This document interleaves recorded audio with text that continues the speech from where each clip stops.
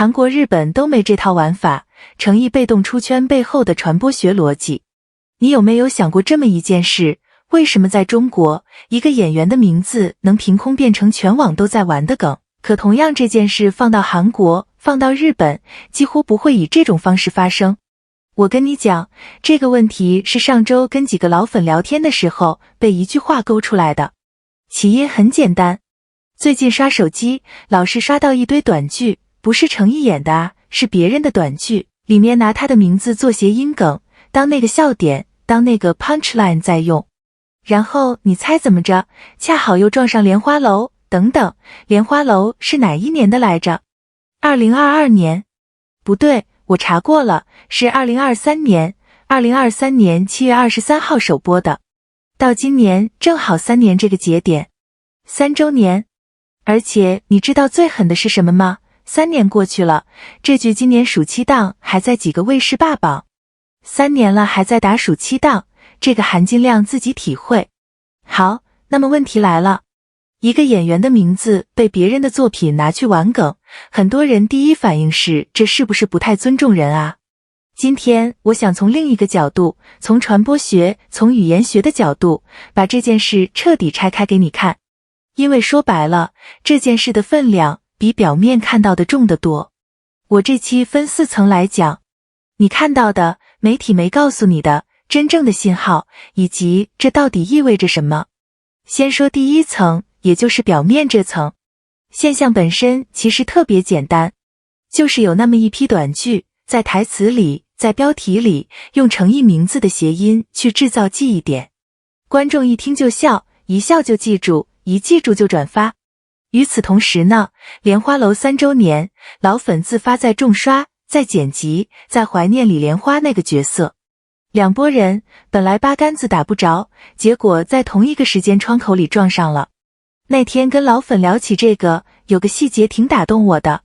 李莲花这个角色，过去3年一直没真正下去过。你想想看，多少剧播完热度就断崖了，播的时候全网刷，播完3个月没人提。可李莲花不是，3年了还在被翻出来，还在被讨论，还在打暑期档。这个我觉得的记忆比，这不是营销能买出来的东西。那表面这层讲完了，你可能会说，行，我知道了，不就是玩梗加周年吗？别急，重点来了。第2层是传播机制，这层才是真正有意思的地方。我先抛个可能反直觉的判断啊，这只是个人推测，一个名字能被拿去当谐音梗全网玩，这本身是有极高门槛的。不是谁的名字都配当梗的。你想想看，谐音梗要传得开，得满足几个硬条件。第一，这个名字得让绝大多数人一听就知道是谁，不需要解释。你要是拿一个大众不认识的名字做谐音，观众 get 不到，那梗就死了。第二，这个名字的自带正面联想，大家想起它是想起一个具体的、有分量的角色形象，而不是一片空白。诚意恰好2条都满足。这说明什么？翻译成人话就是，它的国民度已经高到，名字本身变成了一个通用符号。这里我得插一句背景，不然你听不懂后面。啊，对了，得先说短剧这个赛道这2年的变化。前些年短剧是什么印象？粗制滥造，爽点堆砌，看完就忘。可这2年整个赛道在往上走，制作在变精，剧本在变细。行，这个背景先放着，现在回到诚意这条线。为什么背景重要？因为一个正在升级的赛道，它需要锚点，它需要抓住一个大众都认识、都信任的符号，来给自己贴金，来蹭那个信任感。诚意的名字被反复用，某种程度上是这个赛道在借它的国民度给自己背书。你说是不是？然后是那个双热度叠加的问题。谐音梗热度加3周年热度，为什么一加起来效果远大于2者之和？这个现象我自己给它起了个通俗的说法，叫动量叠加。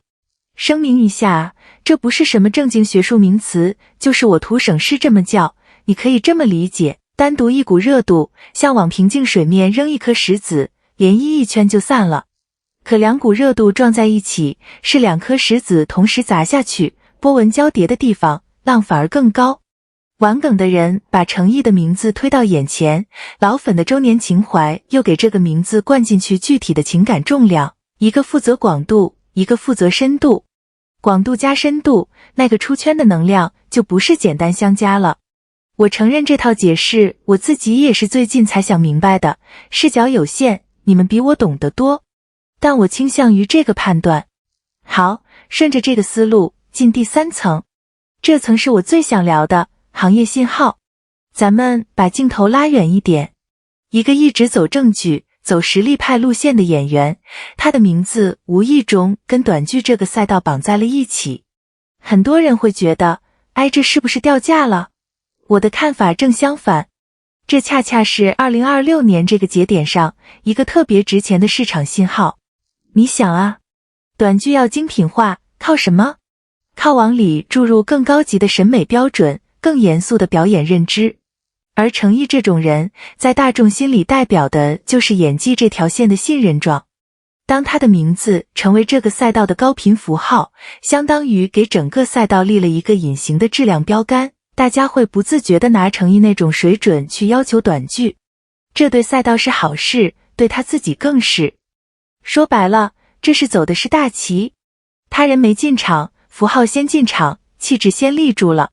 从投资的角度，我愿意把程毅这类演员称为长期价值股，不靠短期爆炒，靠的是那个越品越有味的底子。李莲花3年不凉，还在打暑期档，就是最硬的现金流证明。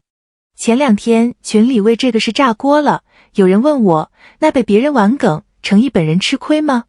我的答案是，懂行的都知道，这种被动传播是最省钱也最难买的。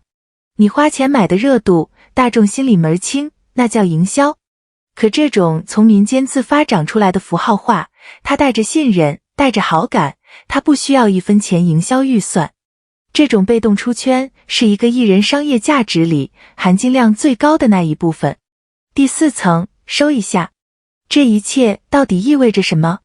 意味着程毅已经走到了一个阶段，他的名字脱离了他本人，开始独立地持续地在为他工作。